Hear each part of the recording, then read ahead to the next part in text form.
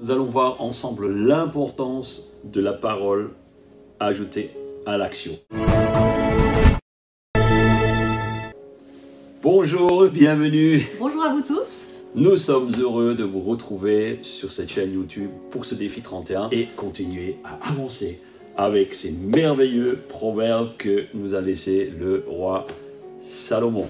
Chérie, est-ce que tu veux bien commencer à lire? Oui, je suis là pour ça. Tu es là pour ça, alléluia. Dieu m'a donné une femme pour me lire la Bible, c'est merveilleux. Alors, nous sommes donc au Proverbe 12. Celui qui aime la connaissance désire être corrigé, mais celui qui déteste les réprimandes n'est qu'un sot. L'homme de bien s'attire la faveur de l'Éternel, mais Dieu condamne celui qui forge des desseins coupables. La méchanceté n'affermit la position de personne, mais celui qui est droit ne sera pas déraciné. Une femme vaillante est comme une couronne pour son mari, Alléluia. mais celle qui lui fait honte est comme une maladie qui ronge ses os. Les projets des justes sont orientés vers ce qui est droit, alors que les méchants ne songent qu'à tromper. Les paroles des méchants sont des embûches meurtrières, mais celles des hommes droits les sauvent. Qu'on renverse les méchants, ils ne sont plus. Mais la maison des justes subsiste. Un homme est estimé pour son bon sens, mais celui dont le cœur est tortueux sera méprisé. Mieux vaut être méprisé et avoir un serviteur que de faire l'homme important et n'avoir rien à manger. Le juste veille au bien-être de ses bêtes, mais le cœur des méchants est cruel envers elles. Celui qui travaille sa terre aura du pain en abondance, mais celui qui court après des chimères est dépourvu de sens. Les méchants convoitent la proie de ceux qui font le mal, mais la racine des justes donne du fruit. Amen. Combien courent après des chimères? Combien cherchent des choses là où il n'y en a pas?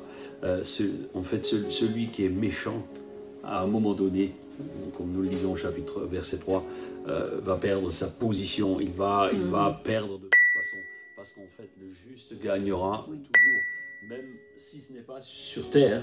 Le bien que nous faisons ici sera quelque part relaté, répertorié et récompensé dans l'au-delà lorsque nous serons auprès de Dieu. Donc toutes ces choses que nous faisons, le bien que nous faisons, n'est jamais en vain, n'est jamais perdu. Ne pensez pas que tout ce que vous faites est perdu. Le verset 5 nous parle des projets. Projet du juste. Quelqu'un qui est juste aura toujours un cœur droit. Il choisira toujours ce qui est droit, ce qui est bien. Je crois qu'on ne peut pas un jour être juste et un jour mauvais. Je crois que c'est un état d'esprit. Je crois que c'est au quotidien. Voilà, c'est une voie qu'on doit choisir, qu'on doit emprunter et vraiment faire de son mieux pour rester dans cette voie. Et je crois qu'après, ça coule. C'est aussi un signe de notre transformation. Oui, c'est ça. C'est un signe de notre transformation. Peut-être certains, vous nous regardez, vous avez besoin d'entendre cette parole, il y a besoin de transformation. Nous sommes tout le temps en chemin. Et c'est vrai que ce que Dieu met dans notre cœur, eh bien, va anéantir ce qui étaient les parties mauvaises au fur et à mesure, vont être comme recouverts avec du sable et toutes les parties bonnes vont à nouveau se refléter à chaque jour. Et en fait, c'est le bon sens qui est récompensé, c'est ce que nous avons vu, l'homme de bien est récompensé, dans son bon sens est récompensé. Si tu fais le bien, tu seras toujours récompensé. Amen. Hein? Amen. Moi, j'ai été interpellé aussi parce que souvent on nous pose la question, est-ce que les animaux, qu'est-ce qu'il en est des animaux? Mais moi, j'ai découvert plusieurs passages dans la Bible où Dieu nous encourage à prendre soin des animaux. Donc, cela dit, il y en a qui sont là pour nous nourrir, parce que nous ne sommes pas faits pour manger que de l'herbe. Les animaux mangent de l'herbe et nous, on mange des animaux. Mais nous ne devons pas les maltraiter. Et on voit ici que, en fait, le bétail, Dieu, dans Exode 23, verset 12, il nous est dit aussi que celui qui a des bêtes pour les faire travailler dans les champs, eh bien, doit les laisser se reposer. Il y a une journée de repos pour les bêtes. Et en fait, c'est important. Dieu se soucie du bien-être des animaux. D'ailleurs, Pourquoi aurait-il sauvé les animaux s'il ne les aimait pas lorsque la terre a été inondée? C'est une réflexion que nous pouvons nous faire à chaque jour. Et moi j'aime ce verset aussi qui dit que celui qui travaille sa terre aura du pain en abondance. Et moi ça m'encourage parce que travailler la terre, moi j'aime faire ça et peut-être pour beaucoup, vous travaillez la terre. Pour beaucoup, vous travaillez la terre, moi j'ai un petit potager, mais quelle joie pour moi de pouvoir aller cueillir mes fruits, mes légumes. C'est une grâce, c'est la bénédiction du Seigneur. Donc il y a de la joie, oui, à travailler. Donc on peut vous encourager, oui, la Bible nous encourage à être productifs, comme je l'ai dit au départ, à joindre la parole et l'action, ne pas uniquement vivre dans des belles paroles ou des illusions, parce que trop souvent nous vivons dans les illusions. Allez, on va continuer la lecture à partir du verset 13. Ok. Le méchant est pris au piège de ses propos coupables, mais le juste échappe à ses difficultés. Par ces paroles, on peut recueillir du bien en abondance, et l'on reçoit le salaire de ses œuvres. L'insensé pense toujours qu'il fait bien, mais le sage écoute les avis des autres. L'insensé manifeste immédiatement son irritation, mais l'homme avisé s'est ravalé un affront. Celui qui proclame la vérité révèle ce qui est juste, mais le témoin mensonger dénature les faits. Eh oui. Les paroles des bavards blessent comme des coups d'épée, tandis que le langage des sages est comme un baume qui guérit. L'homme véridique subsiste à jamais, mais celui qui dit des mensonges a la vie brève. La tromperie imprègne le cœur des artisans du mal, mais la joie est pour ceux qui donnent des conseils visant à la paix. Aucune calamité n'atteint le juste, mais les méchants sont accablés de maux. Les lèvres menteuses sont en horreur à l'Éternel, mais ceux qui sont véridiques lui font plaisir. L'homme avisé cache son savoir, mais l'insensé proclame bien haut sa sottise. Nous voyons à nouveau le piège à quelque part des paroles, le piège des paroles. Oui, on revient toujours à la langue. Parce que c'est de langue. Parce que les propos coupables mènent quelque part à la malédiction, nous emmènent vers finalement le trou, comme on dit. En fait, la fourberie est quelque chose qui est en horreur à l'Éternel. Oui. Nous devons avoir des cœurs qui sont intègres. Et en fait, il est dit que le sage, il sait écouter les avis. C'est ça. Il sait écouter les avis, mais ne prenons pas les avis de n'importe qui. Oui. Premièrement, prenons l'avis de ce que nous dit la parole de Dieu. Prenons l'avis de ce fabuleux proverbe qui nous encourage à suivre les préceptes de ce que Dieu veut. Et parfois, autant que nous pouvons dire, mais parfois nous devons apprendre à ravaler aussi notre salive, en fait, un affront. Combien de fois nous sommes attaqués par un petit pic, vous savez les petits pics, tu sais les petits pics là que des épées, hein. Que des fois ma femme elle me fait, des petits pics, tu sais, que je lui fais. Parfois nous devons apprendre à simplement les mettre de côté et ne pas continuer à finalement les engranger jusqu'à ce que ça explose comme une cocotte minute. C'est la maîtrise de soi. Et même, on parle des bavards ici. On parle des bavards en effet, et on parle même du mensonge. Et il est dit que les lèvres menteuses sont en horreur à l'Éternel, et je voudrais souligner que la Bible ne parle jamais d'un petit mensonge ou d'un grand mensonge. Elle parle tout simplement du mensonge. Et nous devons faire attention, parce que le mensonge est un péché, qu'il soit petit ou grand, il n'y a pas de différence. Donc veillons vraiment à notre langue. En dehors du mensonge, il y a les paroles aussi qui blessent comme une épée. Nous avons lu ça comme une épée qui tranche vraiment. Et aussi, quelque part, il y a des artisans du mal dont nous avons entendu parler.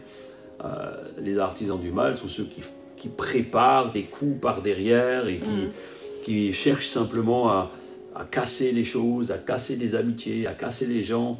Et en fait, c'est comme des cœurs qui sont remplis de fiel, mais la joie est pour ceux qui louent l'Éternel et pour ceux qui apportent des conseils de paix. Oui, amen. Amen.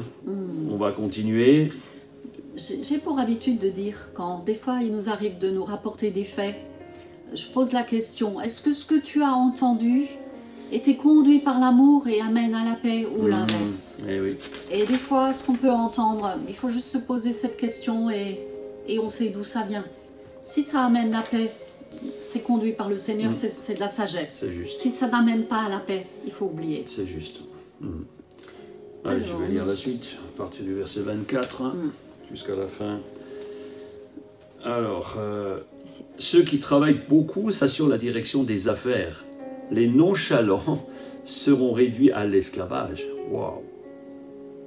Le souci au fond du cœur déprime un homme, mais une parole d'encouragement lui rend la joie. Le juste sert de guide à ses compagnons, mais la conduite des méchants les égare. Le paresseux ne fait même pas rôtir son gibier. Et le bien le plus précieux de l'homme, c'est l'activité. La vie se trouve sur le chemin de la justice. Cette voie-là préserve de la mort. La justice préserve de la mort. Nous voyons que les valeurs du travail sont extrêmement présentes dans ces proverbes. Toutes ces valeurs de produire quelque chose, de mener une action. Et il est dit le nonchalant. Le nonchalant, vous savez, un nonchalant, c'est quelqu'un qui dit, bon, je vais le faire demain. Vous vous rappelez la capsule que j'ai faite sur la procrastination. Ne soyez pas des nonchalants procrastinateurs. Et en fait, il est dit que les nonchalants, ils sont comme tenus en esclavage. C'est ça. Ouais. Et ils deviennent esclaves aussi de leur paresse quelque part. Exactement. Donc, je crois que nous devons chaque jour aussi nous prendre des bonnes habitudes, tout simplement, nous encourager nous-mêmes, nous remettre en question, prendre des décisions aussi pour rester actifs, pour ne pas tomber dans cet esclavage. Prends des bonnes habitudes. Décide aujourd'hui de prendre des bonnes habitudes. Ne sois pas comme un nonchalant. Il est dit aussi, nous venons de lire, de ne pas garder les soucis. Parce que là aussi, c'est quelque chose qui est en train de pourrir la vie et qui nous empêche de rentrer dans cette paix, dans cette grâce que Dieu veut nous donner. Et c'est vrai que des soucis, nous en avons tous, des petits, des grands. Nous avons tous des soucis. Mais la Bible nous encourage de ne pas les garder dans notre cœur parce qu'ils nous amènent à la déprime. Ils nous amènent au découragement. Et qu'est-ce que nous pouvons en faire de nos soucis? Nous pouvons les déposer au Seigneur. Et une parole d'encouragement rendra aussi la joie. Alors, c'est vrai que le Seigneur nous met des gens à cœur. Quand c'est le cas, prenons le téléphone, prenons des nouvelles, donnons une parole d'encouragement. Parce que quand c'est conduit par Dieu, la personne que vous allez appeler, elle en aura réellement besoin. D'ailleurs, ça peut être le mot de la conclusion, puisque il est important d'encourager quelqu'un. Encourage quelqu'un aujourd'hui. Persévère dans la bonne voie de la justice, parce que c'est l'arbre de vie, c'est la fontaine de vie. On a vu plusieurs de ces passages, et Dieu veut vraiment que vous soyez dans cette dimension de persévérer et gagner la vie. Amen. J'aimerais prier. On va courber nos têtes et prier. Merci Seigneur pour ces moments partagés ensemble. Nous te rendons gloire pour toutes choses. Nous te prions pour que ces encouragements à marcher droit, à rester sur le chemin de l'activité, de ne pas devenir nonchalant, eh bien, puissent nous donner cette certitude que toi, à chaque jour, tu es avec nous. Eh bien, nous te rendons tout l'honneur et la gloire qui t'est due. Je prie pour quelqu'un derrière son écran maintenant qui a reçu en pleine face une parole dans ce message, dans cette lecture. Eh bien, sois assuré que Dieu veut ton bien, que Dieu veut que tu marches dans les voies de ce qu'il a choisi pour toi. Dieu veut ta joie, Dieu veut que tu vives dans une paix et il veut t'enlever tous les soucis. Alors on vous dit à demain. À demain, passez une excellente journée. On est fiers de vous, de ce que vous désirez vraiment de tout votre cœur, progresser encore avec la parole de Dieu, avec les proverbes. On vous dit à demain. À demain. Prenez soin de vous. Prenez soin de votre âme. À bientôt. On vous aime. Bye bye. Ciao, ciao.